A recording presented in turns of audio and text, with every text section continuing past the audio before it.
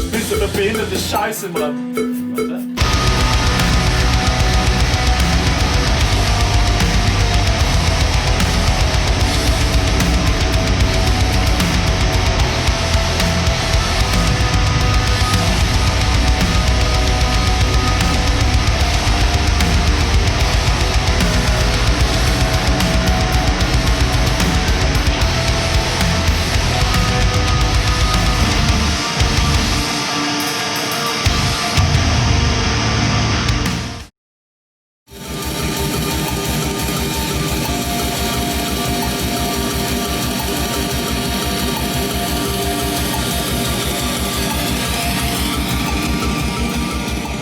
Dass wir 2011 schon was aufgenommen haben, damals noch im Keller beim Fabi, bei unserem Ex-Gitarristen.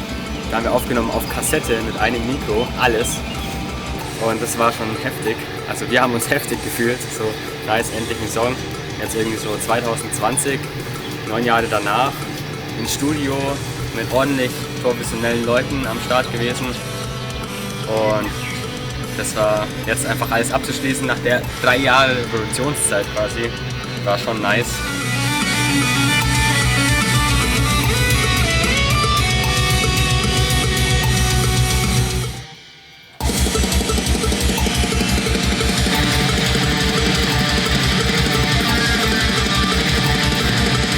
Ja, persönlich erreichen wollte ich eigentlich nur, dass die Mucke, die mir selber halt taugt, die ich selber gern höre, auch irgendwie machen kann und spielen kann mit meinen Jungs zusammen und halt einfach, dass da irgendwie was dahinter steckt.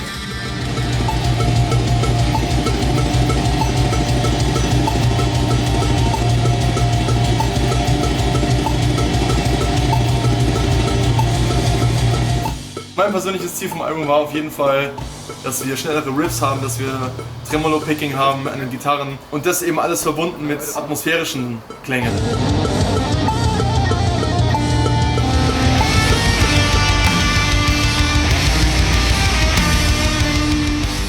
Dass wir viel Melodie drin haben, das war mir extrem wichtig. Wir kommen auch alle aus verschiedenen Ecken musikalisch und ich habe zum Beispiel immer sehr viel Melodic Death Metal gehört, viel In Flames, viel Melodic Black Metal, Dissection zum Beispiel. Die anderen Jungs hören extrem gerne Der Weg an der Freiheit, nur mal um so ein paar Namen zu nennen. Wir wollten das alles ein bisschen kombinieren, aber wir wollten auch nicht in diese klassische Sparte reinfallen. Ein bisschen, sondern einen eigenen Sound finden.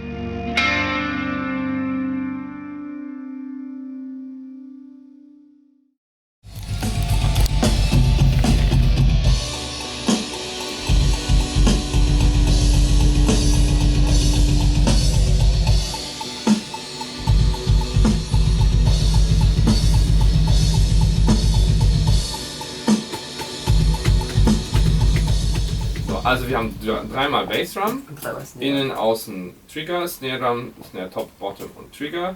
Dann Toms jeweils einzeln, da brauchen wir nicht mehr nochmal Hi-Hat, dann Overhead links, Overhead rechts. Dann hast du Room links, Room rechts und dann Overhead oder dieses Ambience in der Mitte noch.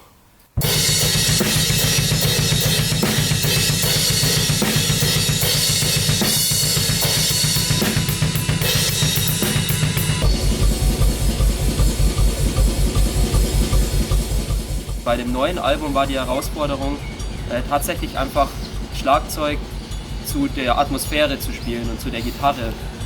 Und was da eben sau cool dazu passt, waren die Blastbeats. Da habe ich lange Zeit dran arbeiten müssen, dass ich die hinbekomme.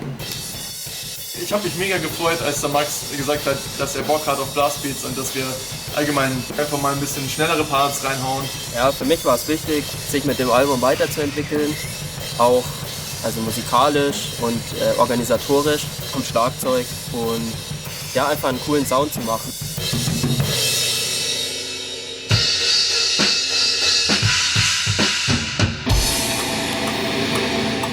Ganz besonders war auch die Erfahrung im Studio. Das war das erste Mal, dass ich akustisch Schlagzeug im Studio aufgenommen habe. Mach mal so 2 Takte vorher, spiel mal ab.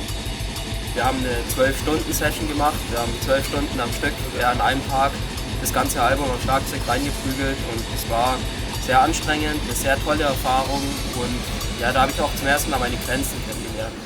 Ready?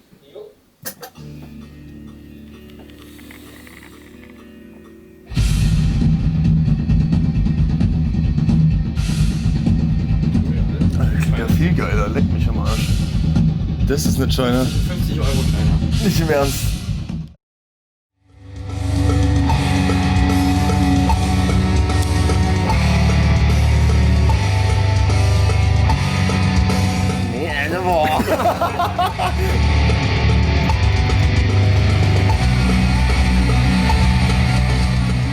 Ja, wie der Domi dazu gekommen ist, war eigentlich eine ganz angenehme Situation, weil Domi hat uns schon ganz lange begleitet, schon bei uns im Altprojekt, war immer dabei, hat irgendwie Merch verkauft, war da und mit ihm hat man immer Spaß gehabt. Alter. Er war schon ein langjähriger Kumpel und hat immer gemeint, er will mal bei uns in der Band spielen und irgendwie hat sich das nie ergeben und dadurch, dass quasi der Fabi und der Lorenz dann ausgestiegen sind und wir quasi auf jeden Fall nur einen Basser brauchten, hat der Domi dann sofort auch Ja gesagt, deswegen war das super entspannt. Normal bin ich Gitarrist, ich spiele eigentlich gar nicht Bass. Das war das erste Mal, dass ich an den Bass bin. So von einem Tag auf den nächsten den Bass-Amp rausgelassen und einen neuen Bass. Und dann einfach mal losgezockt.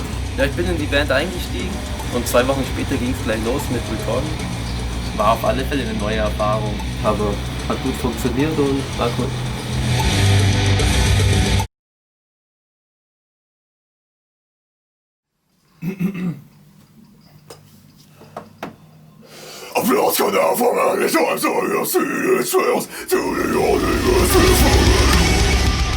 Was bei mir aufgefallen ist, was schon eine Challenge war, dass man das Songwriting natürlich ganz anders angehen muss und man weiß, okay, man macht jetzt Vocals und man spielt Gitarre. Gerade weil wir mit dem alten Projekt ja zu 5 unterwegs waren und ich war ja nur an den Vocals.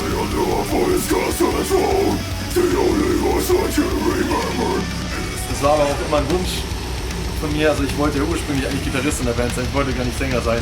Hat sich halt so ergeben damals.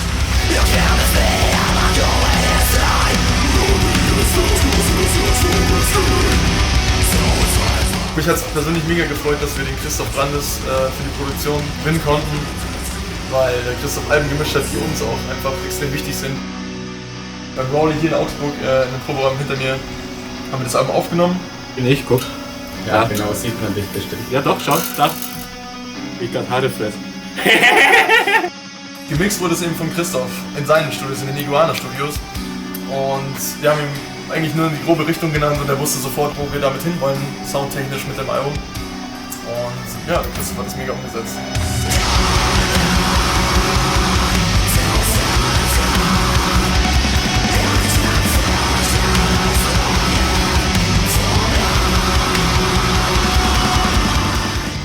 So die Konstellation, in der wir jetzt arbeiten, zu viert, jeder will das Gleiche, jeder denkt das Gleiche, jeder findet dasselbe cool und das macht es vielleicht auch aus, so, dass alle auch zusammenpassen.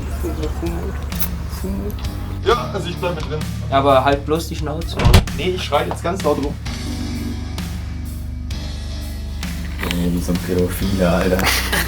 Also das ganze Mixing und Mastering war aus. Ich glaube, das ist scheiße aus. Verpiss dich! Dass es jedem taugt und dass jeder irgendwie Bock drauf hat, genau das zu machen, was wir jetzt machen. Und durch den Domi haben wir einen super guten Kumpel in unsere Band gewonnen, der jetzt auch ein Teil davon ist. Im Endeffekt haben wir aber einen Sound gemacht, der uns wirklich widerspiegelt und der uns allen mega getaugt hat. Und ich glaube auch jeder hat sich musikalisch da voll entfalten können. Da geht auch nochmal ein fetter Dank an alle raus, die uns quasi geholfen haben und uns da irgendwie begleitet haben. Gerade so Rowley, der viel mit uns im Studio verbracht hat und Zeit verbracht hat.